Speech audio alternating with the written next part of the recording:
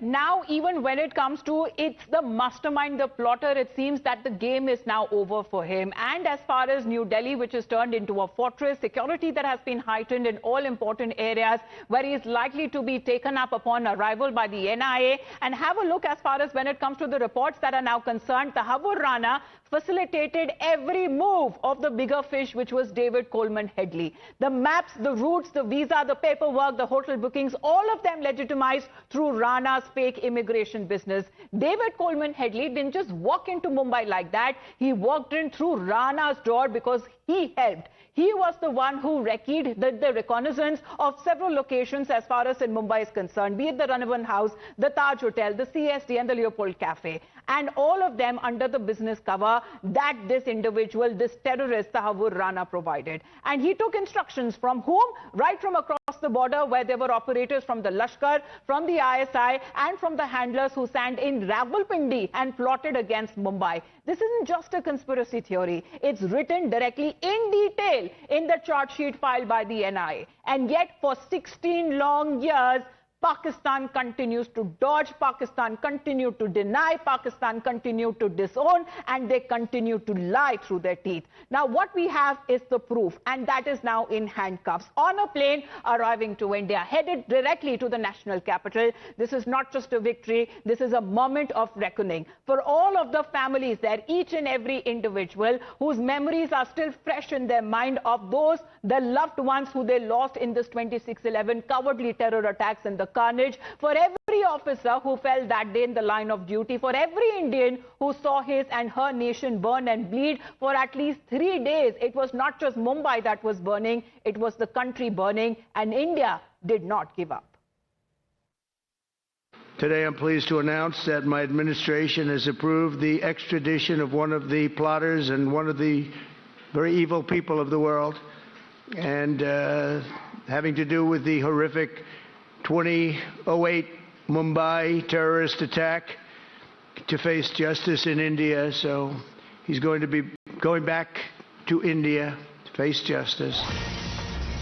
Now, what is being said, the factors behind India's success in securing Tahawwur Rana's extradition? India, that has been represented by a robust team of legal experts, successfully argued before the US authorities that the principle of double jeopardy is determined by specific elements of crime rather than of defendant's conduct. Indian officials have refuted Rana's claim of double jeopardy, emphasizing that his prosecution under India's stringent UAPA or Unlawful Activities Prevention Act does not violate this principle. Let's get in a word from Bhavtosh, who is joining us, and of course our guest also on the broadcast, Major General G.D. Bakshi, is connected with us, Dr. Vikram Singh is also with us, and Rupen Doshi, who is a survivor of 26/11 terror attack, is also connected with us.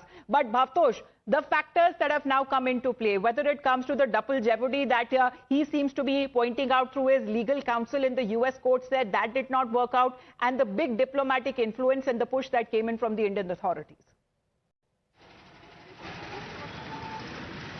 Yes, Amita, in fact, the biggest issue before the US court was the issue of double jeopardy, and his counsel had argued that since the offense in US as well as in India are same, then he should face his trial because he's already served around 14 years there.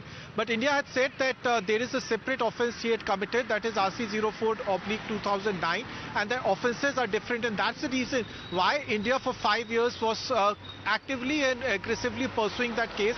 And finally in January the Supreme Court upheld that matter. He again tried using different pretexts and arguments like he's a Muslim, he's of Pakistani origin, and that he will be tortured in Indian jail. It was only on Monday that the Supreme Court Chief Justice of United States upheld India's argument, and now today, in next few hours, he will be coming back to India.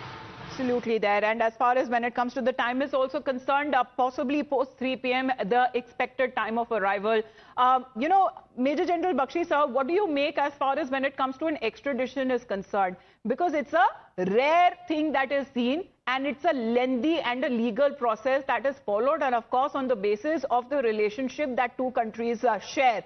Now, as far as when it comes to the victims of 26/11 are also concerned, they were American nationals as well. What do you believe that gave them the push, especially when it comes to the process that was expedited on the extradition of Tahawwur Rana? Look, first of all, is the overall message that it sends. India will not forget, India will not forgive, and we will get you out even from your grave, tear you out from your grave and get you back to face justice. This is the clear message that has been sent to the world, to the epicenter of terror across in Pakistan. You see, the simple fact is that this man had committed the crime 16 years ago. You know, we must understand the backdrop. Tahawwur Rana, Dawood, Ibrahim Aka, David Headley and Major Iqbal, they were in that military cadet school together in Rawalpindi. They had studied there together, right? And they had the bonds from then on.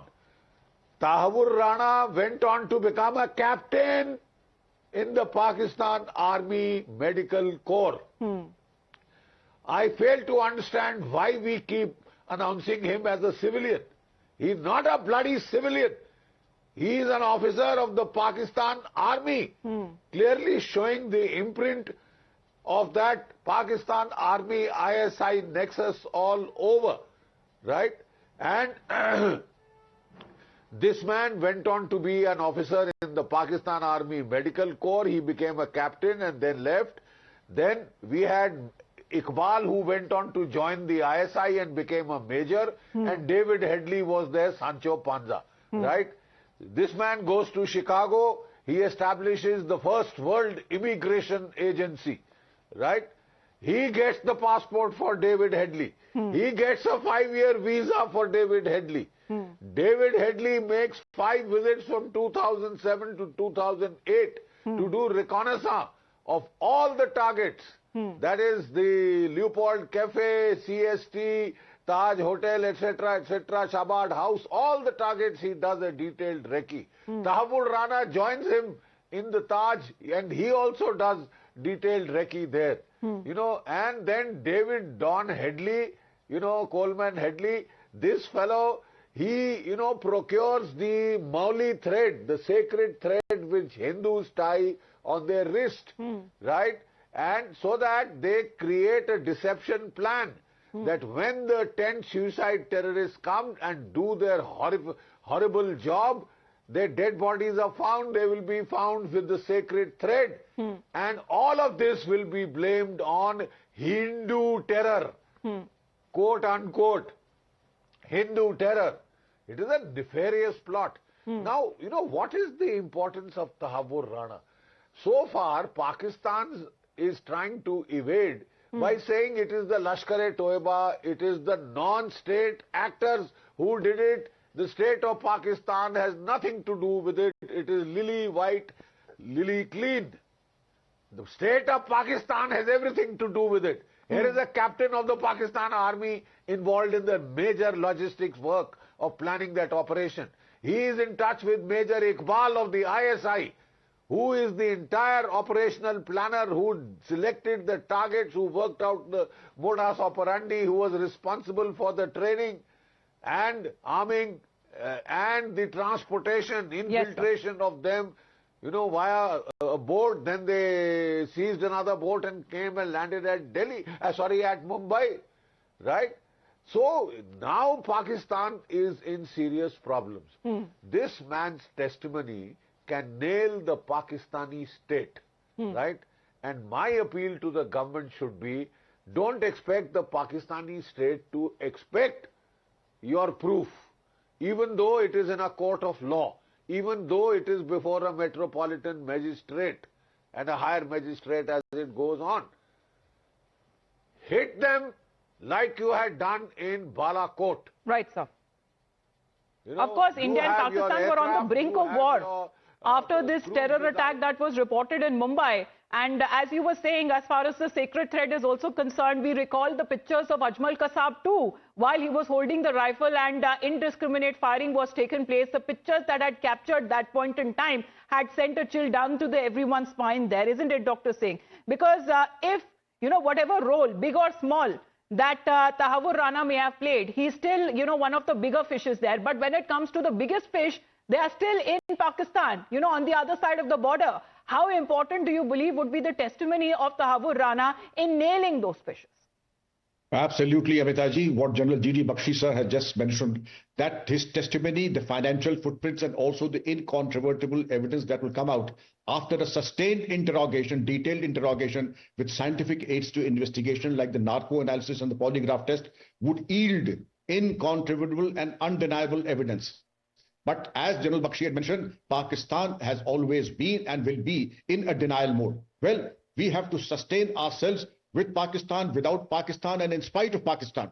And to that extent, we would feel that his security is of paramount importance, because ISI would see to it and would be very happy if Tahawwur Rana is harmed, and that is India's prime concern, that he should be safe and his security should be fail-proof and foolproof. Because the evidence that is coming out in course of time after sustained interrogation by multiple intelligence agencies and police agencies is going to nail all the lies of the ISI. He spent $20 million on lawyers in the USA, and an army retiree of a captain or a major does not have it in him to have that kind of deep pockets. Now, the lies that he had, David Coleman Headley was one side of the coin, and he's on the other side of the coin. He was a willing accessory to the entire planning and to the recce operations. And David Coleman Headley, they were both arrested together, 18th of October 2009 in Chicago.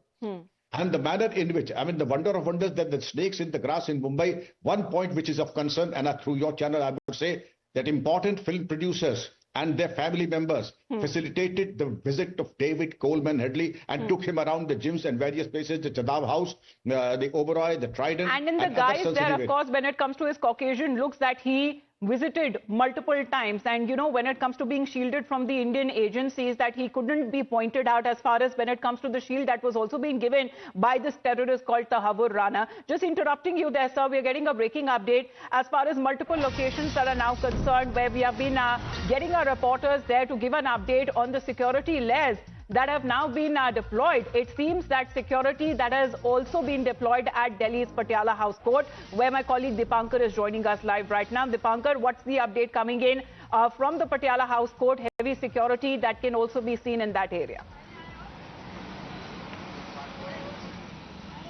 Well, yes, heavy security have been deployed and the security has been beefed up, as we can show you that the police personnel and the personnel of the CRPF have been deployed. And earlier in the day, the DCP of the New Delhi police station was also over here, who had come and had seen what is the security arrangement that has been made.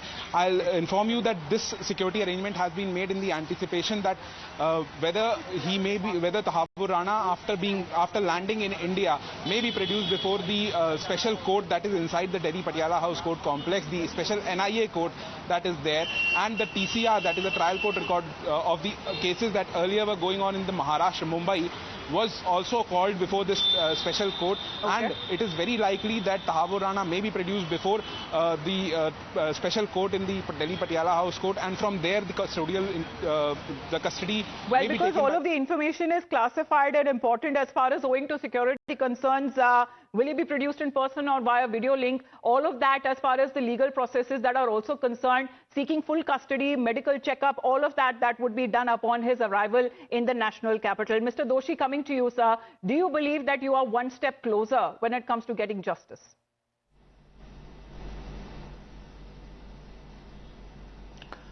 Yes, one step closer for sure, a fairly big step, but there is no closure per se. If you ask anybody who has lost a dear one, they will tell you that there's never a closure ever, for the rest of your life. But you're getting one step closer primarily because this is the only way you can get back. This is the only way you can get some kind of relief mentally that, justice is being done. And, now a lot of time has passed, and, our wounds have healed to a certain extent.